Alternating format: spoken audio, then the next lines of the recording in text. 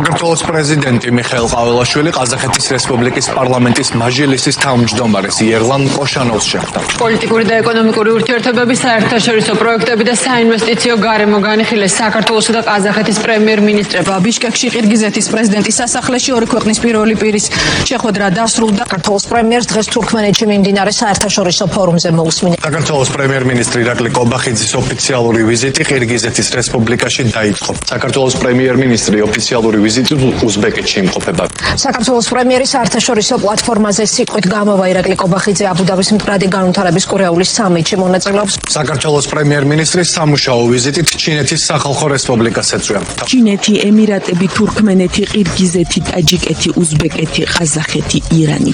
ეს ქართული ოცნების მაღალჩინოსნების ძირითადი სამოძრაო არეალია ბოლო პერიოდის განმავლობაში. ერთხელ და ორჯერ ჩასვლა დროის მცირე მონაკვეთში საკმარისი არაა. რამდენჯერმე და მთელი დელეგაციით.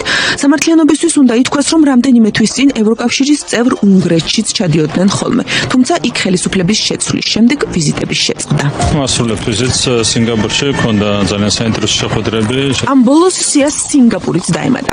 ისეც არ არის, რომ მხოლოდ ესენი დადიან, ისინიც ჩამოდიან ხოლმე. მისვლა-მოსვლა გვაქვს. მოხარული ვარ, რომ საქართველოში მასპინძლობთ თურქმენეთის პრეზიდენტს, მის აღმადებულებას, ბატონ სერდარ ბერდიმეხმედოვიც. მოკლედ გადავავლოთ თვალი იმ ქვეყნების პოლიტიკური მართვის სისტემებს, სადაც ოცნების მინისტრები და პრემიერი ინტენსიურად დადიან. თურქმენეთი ერთ-ერთი ყველაზე დახურული და ავტორიტარული სახელმწიფო მსოფლიოში. პიროვნების კულტია და ერთპიროვნული დიქტატურა. თავისუფალი მედია და რეალური პოლიტიკური კონკურენცია არ არსებობს. ტაჯიკეთი ძლიერი საპრეზიდენტო ავტორიტარული რეჟიმი. ოპოზიციისა და დამოუკიდებელი მედიის საქმიანობა მკაცრად შეზღუდულია. ყაზახეთი ფორმალურად მრავალპარტიული სისტემა, თუმცა ხელისუფლების შეცვლის შესაძლებლობა შეზღუდულია, ხოლო პოლიტიკური კონკურენცია და მედიის თავისუფლება მნიშვნელოვან შეზღუდვებს აწყდება. ყირგიზეთი ცენტრალური აზიის სხვა ქვეყნებთან შედარებით უფრო პლურალისტური იყო, თუმცა ბოლო წლებში ხელისუფლების კონცენტრაციისა და მედიის შეზღუდვის გამო დემოკრატიული მაჩვენებლები გაუარესდა. უზბეკეთი ბოლო წლებში განხორციელდა გარკვეული ეკონომიკური და ადმინისტრაციული რეფორმები, თუმცა პოლიტიკური სისტემა კვლავ მკაცრად კონტროლდება და ოპოზიციის შესაძლებლობები შეზღუდულია. ირანი თეოკრატიული პოლიტიკური სისტემა, სადაც საბოლოო ძალაუფლება უზენაეს ლიდერს ეკუთვნის. სინგაპური ქვეყანა კონკურენტუნარიანი ეკონომიკითა და ეფექტიანი სახელმწიფო მმართველობით, თუმცა მმართველი პარტია აწლეულებია ხელისუფლებაშია, ხოლო სიტყვის თავისუფლებასა და პოლიტიკურ კონკურენციაზე გარკვეული შეზღუდვები არსებობს.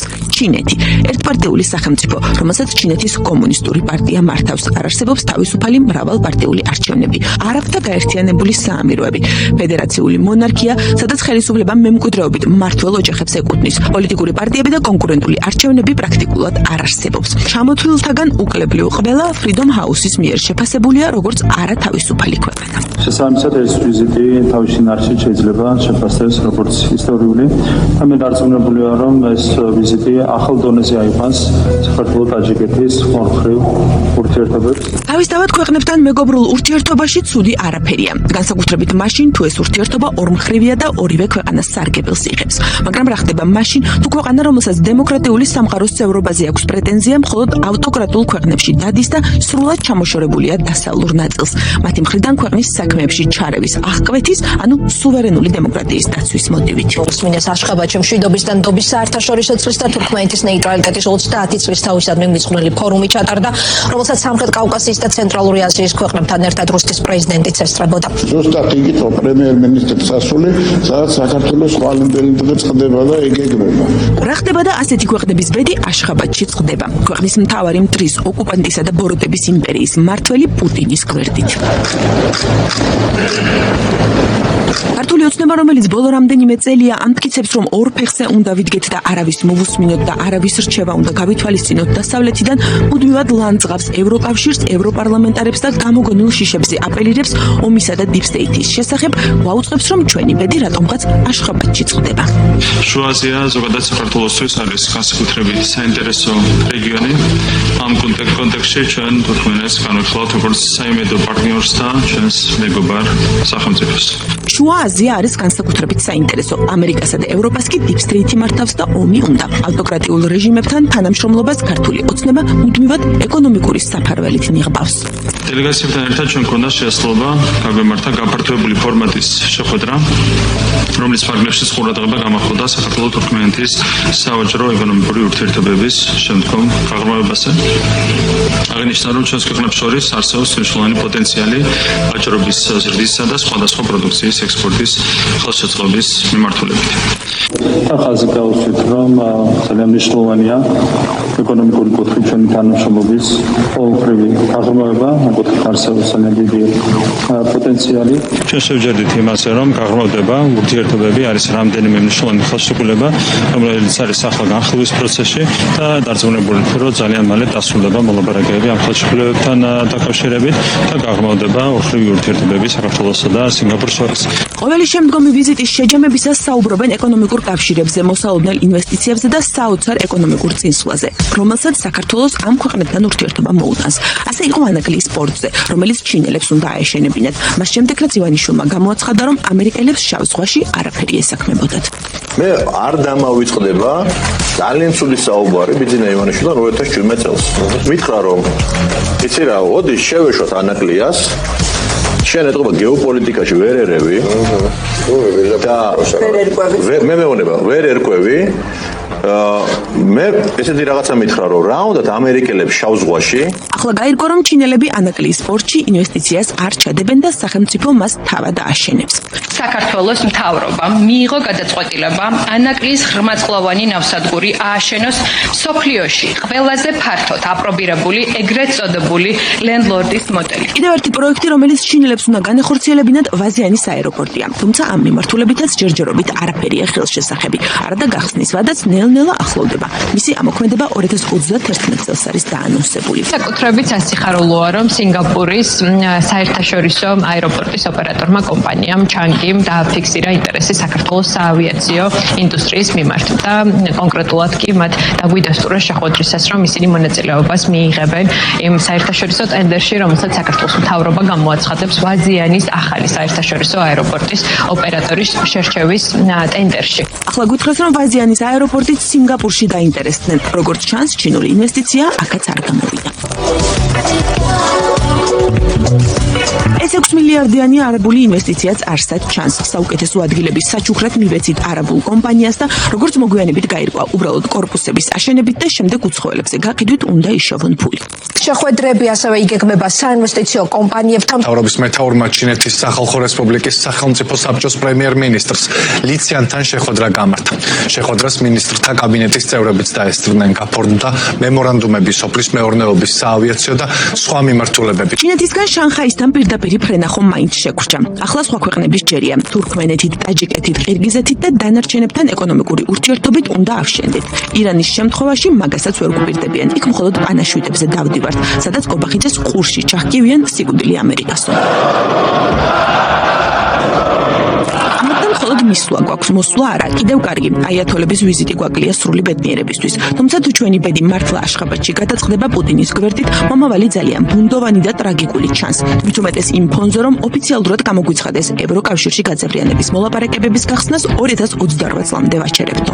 მივიღეთ გადაწყვეტილება 2028 წლის ბოლომდე დღის რიგში არ დავაყენოთ ევროკავშირთან მოლაპარაკებების გახსნის საკითხი. ასევე 2028 წლის ბოლომდე უარს ვამბობთ ყოველგვარ საბიუჯეტო გრანტზე ევროკავშირის მხრიდან. თუ ქვეყანაში მიმდინარე მოვლენებს დავაკვირდებით, მართლაც ყველაზე მეტი საერთო იმ ქვეყნებთან აქვს ქართულ ოცნებას, სადაც მისი მაღალჩინოსნები დადიან. ევროპასთან, ამერიკასთან, დემოკრატიასთან, სიტყვისა და გამოხატვის თავისუფლებასთან და ადამიანის უფლებების დაცვასთან დიდი ხანია გავუცხოვდით.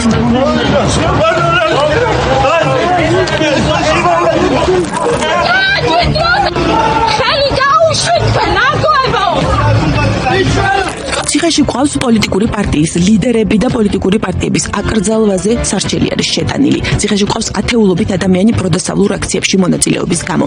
პატიმრობა მოიხადეს ადამიანებმა აქციისას ტროტუარზე დგომის გამო. ციხეში არიან მსახიობები, ექიმები, იუმორისტები, სტუდენტები და ჟურნალისტები, მათ შორის Facebook-ზე პოსტების წერის გამო. ადმინისტრატიულ სამართლებრივ კოდექსის 117 პრიმა მოსulis მეორე ნაწილი შეგეფარდა ადმინისტრატიული პროცედურა 15 დღის ვართ. გასაგებია პროცესი ჯეკევიც. ხო, დაადუქებულიყო.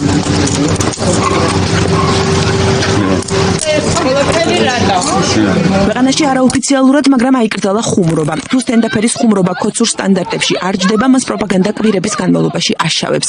იქამდე, სანამ სიძულვილით ნაკვები ადამიანები სახლთან არ დახვდებიან ხუმრობის ავტორს და ფიზიკურად არ გაუსწორდებიან.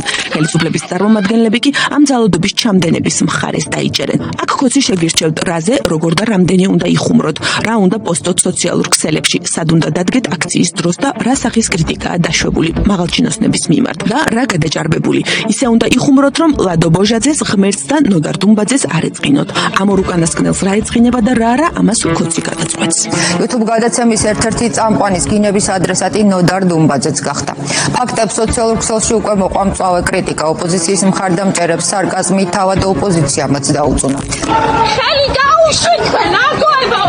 ნოდარ დუმბაძეზე უწყინარი ხუმრობის გამო ადამიანის ცემაზე დიდი აბსურდი არ ვიცი რა უნდა იყოს. ადამიანი, რომელიც საკუთარ ნაწარმოებებში მართლა ყველაფერზე ხუმრობდა. სანამ ქოცები იუმორისტებს და ჟურნალისტების პოსტებს დასდევენ, ქუჩაში მოთარეშე კრიმინალები ახალგაზრდა ბიჭებს ხოცავენ. ქვეყანა კი ყოველ მომდევნო ჩვეულებრივ მშვიმაზე წყალს და მეწყერს მიაქვს. მაგრამ სამაგიეროდ მშვიდობაა. მშვიდობაა ქოცისთვის, რომელსაც არც შია, არც აწვიმს და არც ნამოსი აწუხებს, რადგან მის წარმოდგენაში ორ ფეხზე დგას და ეს სიმშვიდისა და პროპაგანდისტვის სრულიად საკმარისია. ცალფეხზე კი არ უნდა ვიდგეთ. და ამ მიდგომამ გაამართლა ერთ რომ მეგონია რომ ცალფეხზე არ დავდექით და მივიღეთ კანდიდატის სტატუსი. ორ ფეხზე დავდექით მყარად. ჩვენ ბედავთ როგორც იქ ნაიქს ქვეყანა ბედავს რომ მეგობრებს ეკამათება, პარტნიორებს ეკამათება მიუხედავად იმისა რა ზომის და რა გავლენის არ უნდა იყოს ეს ქვეყანა თუ მეგობარი. ეს ძალიან კარგია. ეს დამოუკიდებლობის ხარისხს წევს მაღლა, სუვერენიტეტის ხარისხს წევს მაღლა, ეროვნულ თავმოყრობას წევს მაღლა. ეს არის ძალიან კარგი. ავტორიტარიზმის ლეგიტიმაციის ინსტრუმენტად ქოცი ახლა სუვერენულ დემოკრატიას გვთავაზობს. კრემლის იდეოლოგის მიერ ჩამოყალიბებულ და დამკვიდრებულ ცნებას, როცა ფსევდო-ეროვნულ და ფსევდო-რელიგიურ სენტიმენტებზე აპელირებით და ვითომ პატრიოტული მოტივებით უარს ამბობ დასავლელი მეგობრების ვითომ ჩარევაზე და სინამდვილეში დახმარებაზე და რჩები უზბეკეთისა და ყირგიზეთში ვიზიტების ამარა, დასავლეთისგან სრულად იზოლირებული, რაც სინამდვილეში რუსეთთან პირისპირ მარტო დარჩენას ნიშნავს.